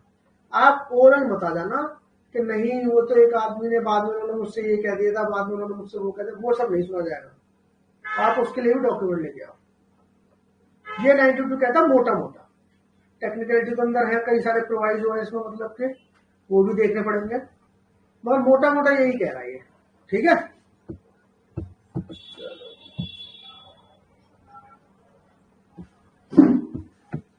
अब देखो 92, अब एक बार पढ़ लेते हैं। कह रहा है कि when the terms of any such contract, grant or the disposition of property or any matter required by law to be reduced to the form of a document have been proved according to the last section। देखो अभी से वही बात नहीं मैंने कहा कि आपने 91 के अकॉर्डिंग उससे डॉक्यूमेंट को प्रूव कर दिया है ना जी। 91 में तो हमने भी पढ़ी लिया है, तो आपने क्या किया 91 के अकॉर्डिंग डॉक्यूमेंट को प्रूव कर दिया। चलो जी, अब इसके बाद देखो क्या कह रहा है, नो एविडेंस। अब फिर यहीं पे वही बात आ रही कि no evidence, no evidence of any oral agreement. किस किस का नहीं लेगा एविडेंस? देखो ओरल एग्रीमेंट अगर कोई हुआ है, no evidence of any oral agreement or statement shall be admitted. ये सब एडमिट नहीं करेंगे हम। As between the parties to any such instrument or their representative in interest for the purpose of contradicting, varying, adding, substanting from its term। तो 92 जो main इसकी body कह रही है, एक्सेप्शन तो बहुत सारे से दिए हैं, मगर ये कह रहा है एक बार आपने अगर 91 के अकॉर्डिंग कोई डॉक्यूमेंट प्रूव कर दिया तो उसमें सब्सट्रैक्ट, उसकी टर्म में जो उसकी शर्तें थी उसमें सब्सट्रैक्ट करने के लिए, घटाने के लिए, एडिंग बढ़ाने के लिए, वेरिएशन के लिए, कॉन्ट्राडिक्शन के लिए, इन सब के लिए हम भैया कोई प्रूफ ओरल वोरल नहीं मानेंगे आपकी बात। आपको प्रूफ करना डॉक्यूमेंट लेके आना। इसमें तो कुछ भी ऐसा नहीं है, कोई टेंशन तो नहीं है ना। 92 तो वही कह रहा है जो 91 के आगे इसने क्या किया, एक कदम और आगे बढ़ गया। 92 ने क्या करा, 91 से एक कदम आगे बढ़ के बात कर दी। अब इसमें जो पूछता जो है वो एक्चुअली पूछता है इसके प्रोवाइजो से। प्रोवाइजो है इसके 6 टोटल, और इसमें भी मोस्ट इंपोर्टेंट प्रोवाइजो जो है वो प्रोवाइजो नंबर जैसे आपका 2 है, 4 है, और पीटी पर्पज से अगर देखो तो 6 भी है, वैसे तो 5 भी है, मगर 2 और 4 बहुत इंपॉर्टेंट है। और खासकर 2 मतलब 99% जो 92 के प्रोवाइजो से पूछता है वो प्रोवाइजो नंबर 2 से ही पूछ लेगा। ठीक है जी, चलो आप देखते हैं। अब देखो इसने पहले तो ये बता दिया कि आपको एक बार डॉक्यूमेंट प्रूव होगा तो उसमें कोई भी वेरिएशन वगैरह अगर आपको, मैंने आपको बताया है कि एडिंग सब्सटेंसिंग जो भी इसमें लिखा है, कोई बदलाव अगर आपको प्रूव करना ओवरऑल तो आपको उसके लिए भी डॉक्यूमेंट लाना पड़ेगा। ओरल एविडेंस से नहीं कर पाओगे आप इसका, ओरल एविडेंस से आप इस काम को नहीं कर पाओगे। मगर कुछ इसके अपवाद भी है, और कुछ में तो उन्होंने लगभग सब कुछ ले लिया। 6 अपवाद है इसके। अब देखो प्रोवाइजो 1,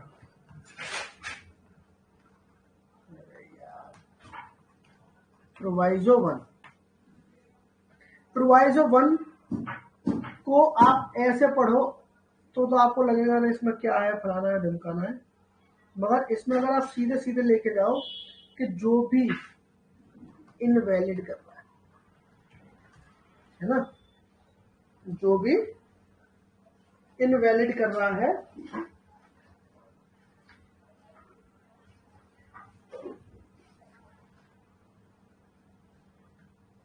या इलीगल कर रहा है, कोई भी चीज अगर उस कॉन्ट्रैक्ट को इलीगलिटी या इनवैलिड करती है तो अगर आप समझ लीजिए आप उस चीज को प्रूव कर सकते हैं। अब देखो वह पढ़ लेते हैं।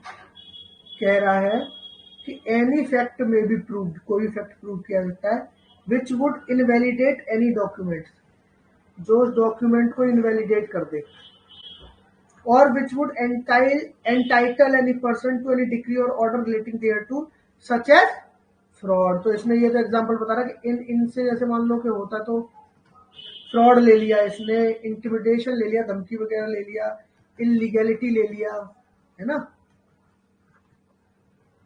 और इसने क्या लिया, वांट ऑफ ड्यू एग्जीक्यूशन ले लिया, capacity in contracting party minor वगैरह है, कंसिडरेशन वगैरह नहीं है उसमें, mistake in fact, mistake of law है। तो ये सारी चीजें जो हम कॉन्ट्रैक्ट में पढ़ते हैं और वहां पर देखा होगा आपने वॉइडेबल हो जाता है, कॉन्ट्रैक्ट हमारा जिसमें वॉइडेबल वगैरह हो जाता है या वॉइड हो जाता है ना, हम उसमें पढ़ते हैं 23 में पढ़ते हैं तो वॉइड हो जाता है। ये सारे जो स्थिति है, अगर ऐसी कोई स्थिति बनती है तो आप क्या कर सकते हो, उसके लिए ओरल एविडेंस दे सकते हैं। तो मोटा मोटा अगर आप पकड़ के रखो कि प्रोवाइजो वन ये कहता है कि अगर कोई भी इनवैलिड कर रहा है उस कॉन्ट्रैक्ट को, भाई मान लो कि वो माइनर था तो इनवैलिड कर रहा है ना कॉन्ट्रैक्ट को, तो वो उसमें फिर ओरल दे सकता है, ये कहना चाह रहे हो। मान लीजिए कि जो कंसिडरेशन था, जो ऑब्जेक्ट था वो अनलॉफुल, तो सपोज करो तो वॉइड हो जाएगा ना, तो फिर उसे दे सकते हो।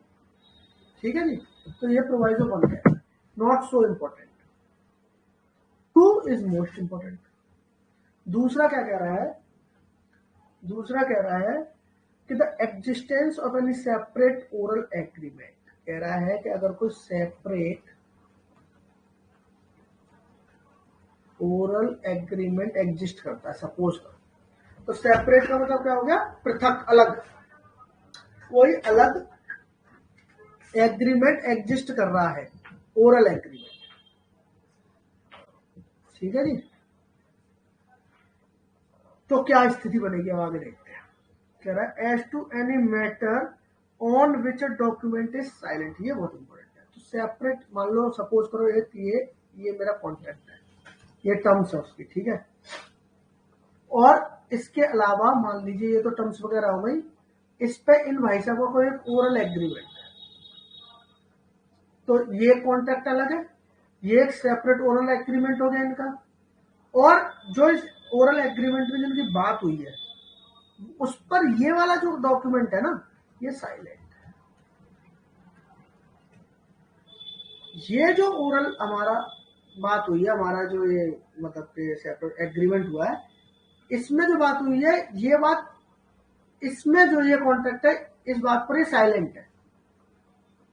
ठीक है जी, आगे बढ़ते फिर क्या कह रहा है, कह रहा है and which is not inconsistent with its term, ये भी एक बात कह रहा है कि जो इसमें बात हुई है वो इसके साइलेंट होनी चाहिए और इनकंसिस्टेंट नहीं होनी चाहिए,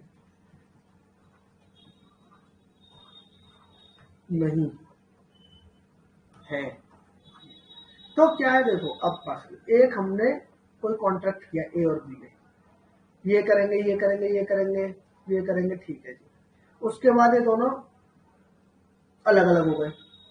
उसके बाद ना इसने मान लो फोन किया ए ने बी को कि यार एक चीज तो भूल ही गया, कि क्या, कह रहे वहां से ना वो काम भी कर लेते, है ना, तो उन्होंने कहा चलो भाई ठीक है। तो ये क्या है, अब सेपरेट ओरल एग्रीमेंट हो गया इनका, ये डॉक्यूमेंटेड हो गया था, ठीक है।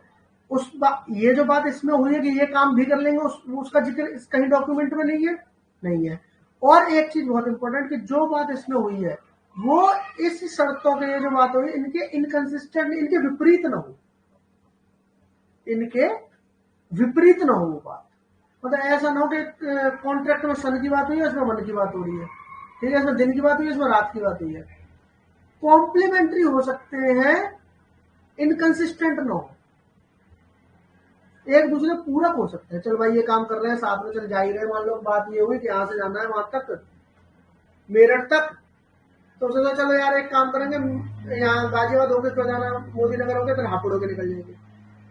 मेरी बात समझ रहे हो, इनकंसिस्टेंट नहीं होनी चाहिए। वो आदमी अब कॉन्टेक्ट हुआ था मेरठ जाने का, वो कह रहा कि नहीं मैं तो जाऊंगा कहाँ पे, इधर आगरा, तो बिल्कुल ये अलग रास्ते।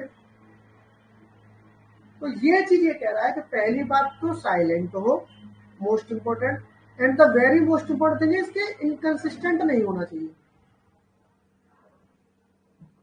समझे। तो फिर क्या होगा, अगर ऐसी स्थिति बनती है तो क्या होगा, देखो ये तो भूमिका थी, अगर ऐसा होगा तो होगा क्या, कह रहा है कि with its term may be proof, तो क्या कह रहा है, तो फिर ये सेपरेट ओरल एग्रीमेंट जो है ना, इसे प्रूव कर सकते हो। भाई ये ओरल था ना, वैसे तो 92 में ओरल कुछ ले नहीं रहे थे, पर अब इसे प्रूव कर लेंगे। और उसके भी आगे एक चीज जो है बहुत इंपॉर्टेंट है, वो कह रहा है इन कंसीडरिंग वेदर और नॉट दिस प्रोवाइजो अप्लाइंग, तो जब ये आप कंसीडर करोगे कि ये प्रोवाइजो इस पर लगाया जाए ना लगाया जाए, the court shall have regard to the degree of formality of the document. ये बहुत इंपॉर्टेंट है, फॉर्मेलिटी, कोर्ट क्या करेगा जब ये देखेगा कि ये प्रोवाइजो एप्लीकेबल होता है कि नहीं होता, तो ये जरूर देखेगा कि फॉर्मेलिटी कितना फॉर्मल था, ये डॉक्यूमेंट कितना फॉर्मल था। सपोज करो कि इंश्योरेंस एक एक इंश्योरेंस आपने कराया अपना लाइफ इंश्योरेंस LIC से। अब LIC क्या करता है, उसमें पहले से एक ना बना हुआ होता है, उसमें 25,000 शर्तें लिखी होती है, आपको उसे पढ़ो और चाहे मत पढ़ो, आप साइन कर देते हो सपोज करो। और फिर आप बोलो कि बाद में मेरी LIC से बात हुई थी, उन्होंने कहा था अरे भाई साहब चिंता ही मत करो, आपको तो 10 लाख रुपए का आप इंश्योरेंस करो, हम आपको देंगे 12, क्या घर के आदमी हो आप तो। मोदी जी ने खुद फोन किया आपके लिए, तो आपको तो 12 ही देंगे, ठीक है। अब ये डॉक्यूमेंट जो है, कल ये भाई साहब पहुंच जाए कि हमारा तो सेपरेट ओरल एग्रीमेंट हुआ था कि मुझे तो कह रहे थे 2 लाख ज्यादा देंगे, आज तो मना कर रहे हैं, कह रहे 10 लाख रुपए से 1 रुपया ऊपर नहीं देंगे आपको। मोदी जी वो तो सरकार में भी नहीं, आज सपोज करो ऐसी बात हो जाए, तो कोर्ट जरूर ये देखेगी कि वो जो डॉक्यूमेंट था वो कितना फॉर्मल था। अब देखो मैं ये भी कह रहा हूँ चलो कि वो साइलेंट भी हो सपोज करो वो इंश्योरेंस पे, और इनकंसिस्टेंट भी ना हो, ये दोनों शर्तें पूरी भी हो रही है, फिर भी ये देखना जरूरी है कि कितना फॉर्मल है। फॉर्मल इन द सेंस कि जैसे मान लो इंश्योरेंस का जो मैं आपको बता रहा हूँ, ये बहुत फॉर्मल डॉक्यूमेंट्स होते हैं। सपोज करो अंबानी किसी से कॉन्ट्रैक्ट कर रहा है अमेरिका में कंपनी से, है ना, ये बड़े बड़े मतलब जो बिजनेस कॉन्ट्रैक्ट्स होते हैं इनके, ये इतने फॉर्मल्स होते हैं, इतने थॉरोली चेक होते हैं, छोटी छोटी बातें लिखी जाती हैं कि इसमें अगर आप छोटी सी भी चेंज कर दोगे तो पूरा खेल बदल जाएगा, तो इसलिए आप कुछ भी चेंज नहीं कर सकते। हाँ, अगर वो इनफॉर्मल कॉन्ट्रैक्ट है तो फिर उसमें ये दोनों चीज अगर आपकी आ रही है कि वो उसमें इनकंसिस्टेंट भी नहीं है, ठीक है, और साथ के साथ उसमें क्या है साइलेंट भी है वो, तो मान लेंगे चलो भाई, तो फिर इनका सेपरेट ओरल एग्रीमेंट और एक ये ओरल एविडेंस लेके आ रहे हैं, चलो जी ले आओ एविडेंस, हम सुन लेते हैं। ये कहता है प्रोवाइजो 2। तो प्रोवाइजो 2 पे आप एक एग्जांपल देख लो, इसे आप अगर आप देखो इसमें यही है, इस पे एग्जाम्पल ए इसका देख लो आप, ये कभी कभी यही से पूछ देता है, कह रहा है a policy of insurance is effected on goods in shift from Calcutta to London. तो ये कह रहा है कि एक भाई साहब ने अपनी एक पॉलिसी इंश्योरेंस लिया कि जो कलकत्ता से लंदन हमारा जहाज पे सामान जा रहा है उन्हें सिक्योर कर दो, उन्होंने इंश्योर कर दिया। The goods are shipped in particular ship which is lost, तो खो गई। The fact that the particular ship was orally accepted from this policy cannot be proved। अब कल वो बोलने लगे इंश्योरेंस वाले कि भाई साहब ये पर्टिकुलर शिप थी ना, ये वाली तो हमने ओरली एग्जाम्प्ट कर दी थी, कि इस वाली को छोड़ के बाकी सारी आपकी कर देंगे, तो ये तो नहीं मानी जाएगी। समझ रखो कि ये तो बहुत फॉर्मल हो गया ना। एक बात तो ये पकड़ लो, इसका एग्जाम्पल एच देखो आप, बहुत पूछता है ये वाला एग्जाम्पल, एग्जाम्पल एच बहुत पूछता है। देखो क्या कह रहा है, A hires lodging of B and gives B a card on which is written rooms for ₹200 a month. कह रहा है ए ने क्या किया, होटल होटल में कमरा वमरा कहीं लिया कुछ पीजी में 200 रुपए महीने पे, तो उसने कार्ड दिया उसका, और कार्ड पे ऐसे लिख दिया 200 रुपए मंथ है ये, ठीक है जी। A may prove a verbal agreement that these terms were to include partial board. ये तो ये कहना चाहता है कि 200 पर मंथ में रहने की बात कर रहे थे, मगर इसमें बाद में मेरी ओरल इनसे बात हो गई थी, ये कहते खाना भी खा लेना, इसमें 200 रुपए में खाना भी खिला देंगे हमको। अब देखो ये 200 रुपए वाला जो है कॉन्ट्रैक्ट है, वो खाने की बात को लेकर साइलेंट है, बिल्कुल है जी। खाना क्या रहने से इनकंसिस्टेंट है, नहीं है भाई, रहेगा आदमी खा भी सकता, दोनों ही शर्तें पूरी कर रहा है। और तीसरी शर्त क्या है कि इनफॉर्मल है, ये तो फॉर्मल नहीं है ना, तो इसमें क्या कि ये ओरली से प्रूव कर सकता है, ये वाला बहुत पूछता है। दूसरा हो गया जी। तीसरा क्या कह रहा है, तीसरे में आप कुछ याद मत करना, कंडीशन प्रेसिडेंट पकड़ लेना।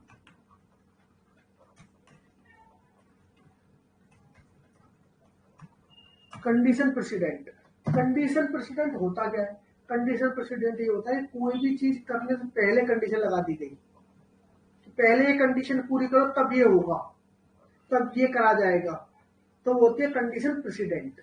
एक होती है कंडीशन सब्सिक्वेंट, जो कि करने के बाद फिर आपको ये करना पड़ेगा, ठीक है।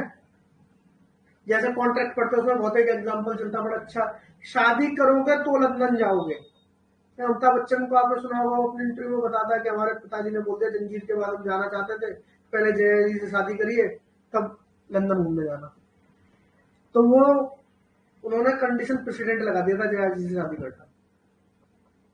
तो ये कहना चाहते हैं भाई साहब इसमें 92 में ये कह रहे हैं कि आपके आपके अगर कॉन्ट्रैक्ट वगैरह से ऊपर कोई कंडीशन प्रेसिडेंट थी आपकी ओरली, तो आप वो प्रूव कर सकते हैं। पढ़ देता हूं वैसे है। The existence of any separate oral agreement constituting a condition president to the attaching of any obligation under any contract grant disposition may be prove. तो कोई भी कंडीशन प्रेसिडेंट अगर किसी कॉन्ट्रैक्ट से अटैच है तो आपको ओरली वो प्रूव कर सकते हैं। तीसरे का मतलब सिर्फ एक वर्ड याद रखना, कंडीशन प्रेसिडेंट। ठीक है, अब ये देखो चौथा क्या कह रहा है। चौथे से वैसे ज्यादा पूछता नहीं, फिर भी देखो पढ़ो, अच्छा इंपॉर्टेंट भी है। कह रहा है कि the existence of any distinct subsequent oral agreement, distinct subsequent oral agreement, कह रहा है ऐसा एक distinct subsequent oral agreement exist कर रहा है ना, एग्रीमेंट टू रिसाइंड और मॉडिफाई एनी सच कॉन्ट्रैक्ट फलाना नंबर। तो कह रहा है कि ऐसा जो ये सब्सिक्वेंट ओरल एग्रीमेंट है किसके लिए था, ये था रिसाइंड करने के लिए और मॉडिफाई करने के लिए। ठीक है, तो खत्म करने के लिए, उसको चेंज करने के लिए, मॉडिफाई करने के लिए। मे बी प्रूव, उसे आप प्रूव कर सकते हो, है ना। Except in cases in which such contract grant or disposition is by law required to be in writing or has been registered according to the law enforced for the time being। अच्छा इसमें क्या है, अब देखो समझो। ये कह रहा है कि एक कॉन्ट्रैक्ट हुआ, उसके बाद आप अपने अपने घर चले गए। ठीक है, उसके बाद अब देखो जो दो में हम पढ़ रहे थे, वहां पर पढ़ रहे थे क्या पढ़ रहे थे, सेपरेट ओरल एग्रीमेंट। यहाँ पर डिस्टिंक्ट सब्सिक्वेंट, तो सब्सिक्वेंट का तो एक हिंदी में अगर मायने पढ़े जाए तो कहता है बाद में। सब्सिक्वेंट यही तो होता है, सेपरेट होता अलग और सब्सिक्वेंट होता बाद में। मतलब कि इसमें क्या कह रहा है, टाइम को गैप कर रहा है, यही तो कर रहा है ना। जब बाद कह रहा है तो मतलब कि कोई चीज पहले हुई है तभी तो कोई चीज बाद में होगी, टाइम के बाद कुछ कह रहा है। डिस्टिंक्ट मतलब वही होता है अलग, पृथक, कुछ भी कह लो आप उसे। ठीक है, तो कह रहा है अगर कोई अलग ओरल एग्रीमेंट हुआ था मगर उस कॉन्ट्रैक्ट के बाद में, अब बाद में मतलब 1 दिन बाद हो सकता है, 2 दिन बाद हो सकता है, 10 घंटे बाद भी हो सकता है, इस पर नहीं जाएंगे, मगर ट्रांजैक्शन का ब्रेक तो हो ही गया है। और इस सब्सिक्वेंट वर्ड से आपको ये तो समझ में आ जाएगा कि ट्रांजैक्शन तो टूट गई। हो सकता है दोनों लोग बैठे हो, अभी सुबह 8 बजे चाय वाय पिए, अपने बैठे, अपना एक बढ़िया सा वो करा, उसके बाद शाम को 4 बजे उन्होंने कहा भाई साहब दोबारा बैठ लो, कुछ बात जमी नहीं सुबह वाले। उसमें एक काम करते हैं, सुबह वाले को खत्म करते हैं, छोड़ो क्या रखा है बातों में, या फिर एक काम करते हैं ये वाली चीज चेंज कर देते हैं, मॉडिफाई कर लो, इसे मॉडिफाई कर लो। कह रहा आप इसे प्रूव कर सकते हो ओरली, है ना, ये तो सारे एक्सेप्शन ओरल के ही है, ओरली इसको प्रूव कर सकते हो। एक्सेप्ट, मगर दो इसमें से लगा दिए अपने, दो तरीकों में नहीं कर सकते, दो स्थिति ऐसी है जिनमें आप नहीं कर सकते। दो स्थिति क्या है, वो स्थिति ये है कि या जब लॉ मैंडेटरी करता है, जो हम 91 में देखो हम दो पढ़ रहे थे ना, पहले में क्या था कि आपने डॉक्यूमेंट में उसे उतार लिया है, और दूसरी स्थिति ये थी कि लॉ आपको मैंडेट कर रहा है, law requires to be in document, reduce in a document. तो वाली बात कह रहा है कि लॉ कह रहा है कि राइटिंग में आप इसे करेंगे, इसे ओरली आप कर नहीं सकते। तो फिर उस स्थिति में अब देखो 91 का जो पार्ट 1 था, 91 का पार्ट वो था कि ऐसा कोई कॉन्ट्रैक्ट जो कंपलसरी तो नहीं था, मैंडेटरी तो नहीं था, पर आपकी इच्छा हुई तो आपने उसे डॉक्यूमेंट में रिड्यूस किया। तो उसके लिए तो ये वाला जो प्रोवाइजो है वो काम कर रहा पूरे तरीके से। इस स्थिति में आप subsequent distinct subsequent oral agreement prove कर लेना। मगर 92 का जो पार्ट 2 कह रहा था ना कि लॉ ने अगर रिक्वायर किया है कि आपको उसे राइटिंग में करना पड़ेगा, डॉक्यूमेंट में उतारना पड़ेगा, कह रहा उस स्थिति में मत कर देना भैया, ये सेपरेट और डिस्टिंक्ट ओरल अपने घर ही रखना उसको। ठीक है, मैं तो डॉक्यूमेंट ही देगा, समझ गए, समझे समझे कि नहीं समझे।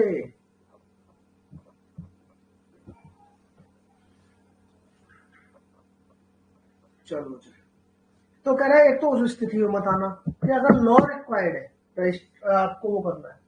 और दूसरी क्या कह रहा है, कह रहा है कि सपोज करो कि आपने ज्यादा होशियार बन के 91 के 1 वाले पार्ट को पहले तो जरूरत नहीं थी डॉक्यूमेंट कराने की, आपने डॉक्यूमेंट करा लिया, ठीक है जी। और उसके बाद जरूरत नहीं थी, अब क्योंकि डॉक्यूमेंट की जरूरत नहीं थी, मगर आपने तो और दिमाग लगाया एक्स्ट्रा, आपने उसे रजिस्टर्ड हो। मतलब भाई साहब आप तो बहुत ही, क्या कह रहे हो सर, 2 में फॉर्मूला और 4 में नहीं, हाँ 4 में नहीं है ऐसा कुछ, 4 में नहीं। देखो एक बात और मैं बताऊं, अब देखो इसमें 2 में फॉर्मूला 4 में नहीं है तो समझ में आ रही है, मगर 4 में फॉर्मूला लिखे और नहीं लिखे उससे फर्क भी नहीं पड़ेगा, क्योंकि जहां इन्होंने लिख दिया ना कि law required to be in writing, तो वो तो वैसे ही देखो जैसे इंश्योरेंस वाले डॉक्यूमेंट हो गया, ऐसे जितने भी मतलब जो होते हैं, ये तो लॉ रिक्वायर्ड करता है कि आपको वैसे भी राइटिंग में लेना पड़ेगा, तो वो तो वैसे भी कट जाएंगे, इस एक्सेप्शन से कट जाएगा ना फिर इसका प्रोवाइड ऊपर का, तो वो तो वैसे टू को तो टू अलग चीज हो गई। अब देखो 4 ने ना लिख के भी उस फॉर्मल इनफॉर्मल के जो डिफरेंस को बनाकर रखा है। अब ये देखो कि इन्होंने नहीं लिखा इसमें कि फॉर्मल होगा इनफॉर्मल होगा फलाना, कुछ नहीं, कह रहे हैं कि जिसमें अगर लॉ को रिक्वायर्ड है कि आपको राइटिंग में करना है, तो जितने ये सब बड़े बड़े डॉक्यूमेंट सब बड़े बड़े कॉन्ट्रैक्ट वगैरह होते हैं तो वैसे भी राइटिंग में करने पड़ते हैं, और वो राइटिंग में आपको करने हैं तो फिर वैसे ही आप इसमें इसका सेपरेट डिस्ट्रिक्ट ओनर एग्रीमेंट दे नहीं पाओगे, बात ही खत्म हो जाएगी। और दूसरा कह रहा है कि मान लो आपने कोई डॉक्यूमेंट में कन्वर्ट कर लिया था और आपने होशियार उनको रजिस्टर्ड करा लिया, तो सब आपकी मर्जी से हो रहा है। अब क्योंकि आपने करा लिया है तो फिर भैया आप भूल जाओ ये सेपरेट डिस्ट्रिक्ट, जब इतनी मेहनत करके, कहने का अर्थात ये है कि जब आपने पहले ज्यादा दिमाग लगा तो उसे डॉक्यूमेंट में कर लिया, तो और ज्यादा दिमाग लगा तो उसे रजिस्टर कर लिया, जब इतना डॉक्यूमेंटेशन का भाई साहब आपको शौक ही है, तो फिर अब आप एक काम करो, कोई वेरिएशन जब कर रहे थे आप, है ना, तो तब भी तो आप लेके आ सकते थे कोई डॉक्यूमेंट, उसके लिए आपने तुरंत ओरली कर लिया। जब इतना डॉक्यूमेंट कर ही लेते हो तो वेरिएशन को भी डॉक्यूमेंटेशन से कर लेते।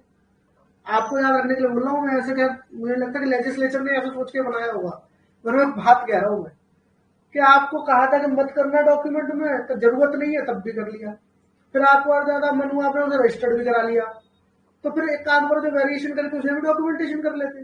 अब क्यों आ गए यहाँ पर ओरल अपना लेके एग्रीमेंट, भगो यहाँ से चलो। ये कहेगा जज, मैं नहीं कहूंगा ऐसे, भगो यहाँ से, ये 4 कहता है, ठीक है, समझ में आ गया ना पूरा आपको। चलो 5 क्या कह रहा है, 5 क्या कह रहा है, 5 कह रहा है any usage of custom,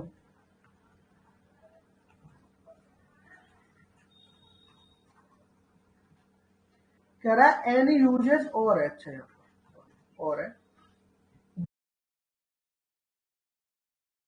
any contract are usually annexed to contract of that description may be proved। तो ये तो बहुत सिंपल सी बात है, ये कह रहा है कि कोई इंसिडेंट किसी कॉन्ट्रैक्ट में मेंशन नहीं है, मगर यूजुअली ऐसा होता ही है। सपोज करो कि ऐसे कॉन्ट्रैक्ट जब होते हैं तो ऐसा होता है, जैसे बिजनेस में खासकर ऐसा होता है, जैसे मान लीजिए कुछ ना क्या बोलते हैं कस्टम बन जाते हैं कि ये होगा, जैसे मान लीजिए मैं आपको एक एग्जांपल दे रहा हूँ, अपने यहाँ का एग्जांपल दे रहा हूँ कि मेरा खुद का बिल्डिंग मटेरियल का काम है, तो गाड़ियां आती है सीमेंट वगैरह उतारती हैं, तो लेबर को पैसे जो देता है वो जिसके यहाँ से सीमेंट आ रहा है वही देगा, लेबर को देने का मेरा नहीं बनता, मैं तो सीधे जो मेरा जो वो है होलसेलर है उसको पैसे दे रहा हूँ, तो उसका मेरे घर तक मेरी दुकान तक उतारने का काम, वो उतार रहा है। मगर लेबर वाले जब भी आते हैं सीमेंट उतारते हैं 10-20-30 रुपए लेके ही जाते हैं कि चाय पानी के नाम पे पानी पीना चाय पीनी है तो लेके जाते हैं। अब देखो कॉन्ट्रैक्ट मेरा उससे जो है उसमें तो ये कहीं नहीं लिखा, मगर ये जो इंसिडेंट है 10-20-30 रुपए वाला, ये इस कॉन्ट्रैक्ट के साथ कोर्स ऑफ बिजनेस में ये यूजुअली अनेक्स्ड होता है कि यार जो भी लेबर है 20 रुपए 30 रुपए लेके जाते हैं। तो अब कल मैं मना कर दूं तो वो क्या करेंगे, ओरली इसको प्रूव कर सकते हैं। ये कह रहा है कि कोई यूजेस और कस्टम कोई बना हुआ है आपका जो कि एक्सप्रेसली मेंशन तो नहीं है मगर यूजुअली ऐसा होता है, तो उसको आप ओरली प्रूव कर सकते। समझ में आ गया होगा मुझे लगता है। और छठा कहता है कि कोई लैंग्वेज ऐसी है, छठा कहता है लैंग्वेज,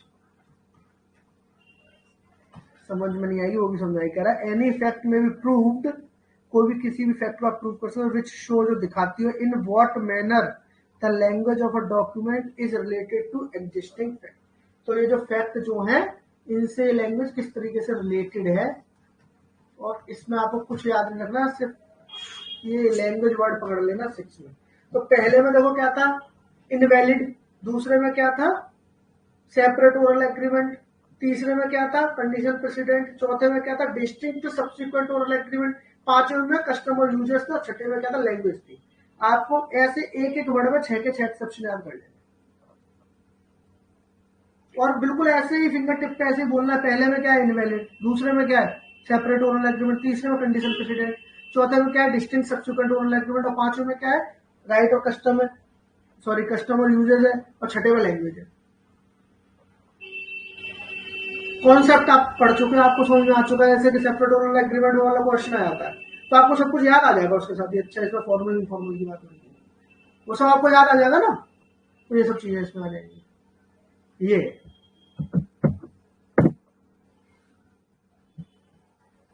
इसमें 91 92 जब आप पढ़ रहे हो तो इसके साथ एक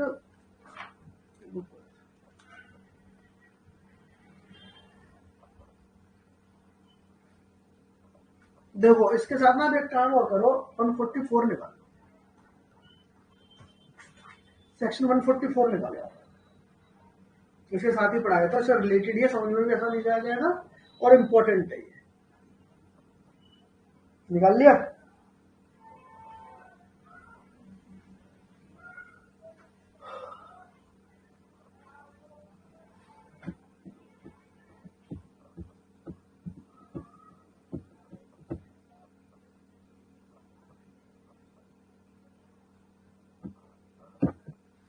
चले 144 देख लें एक बार क्या कह रहा है। देखो 91 हमने देख लिया,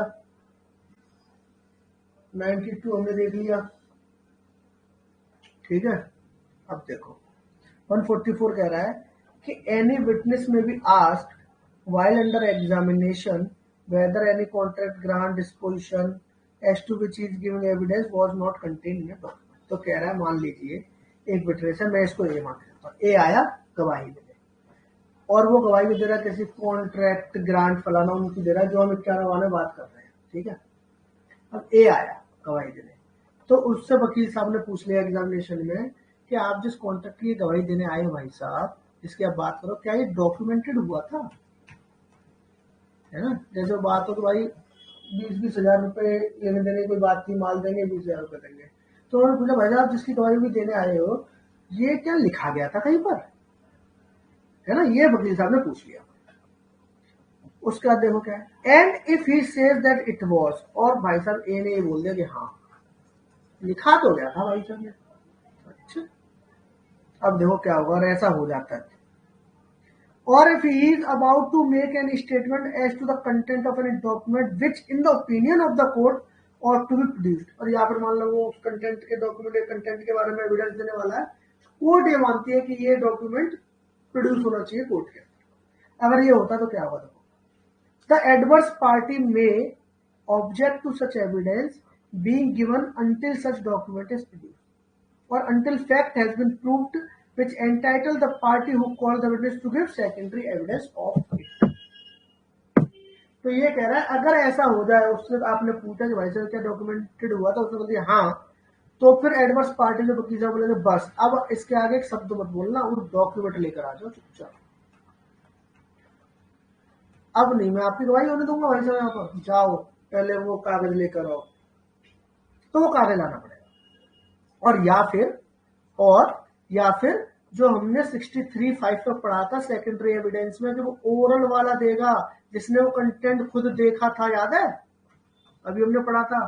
तो अगर उसके लिए वो बात ना हो जाए कि हाँ जी ये सेकेंडरी एविडेंस देने के लिए वो है एलिजिबल है, एंटाइटल है, अगर उसे एंटाइटलमेंट के हाँ जी चलो सेकेंडरी दे सकता, तो फिर उसमें ये वाला देगा, वो आदमी ओरल देगा जिसने वो खुद देखा है, खुद समझ रहे हो, ये समझा दिया।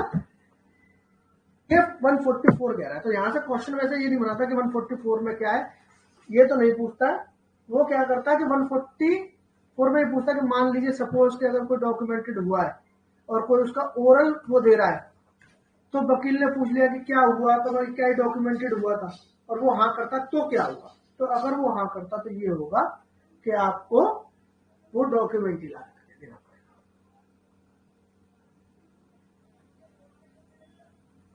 ठीक है जी, 144 इसके साथ क्लियर है। ठीक है, अब इसके बाद हम लोग लगता नहीं है इससे आगे कहीं जा पाएंगे। अब आज की क्लास को यही खत्म कर रहे हैं, 93 से कल स्टार्ट करेंगे। मैं ही बोलते बोलते थक गया हूँ। ठीक है,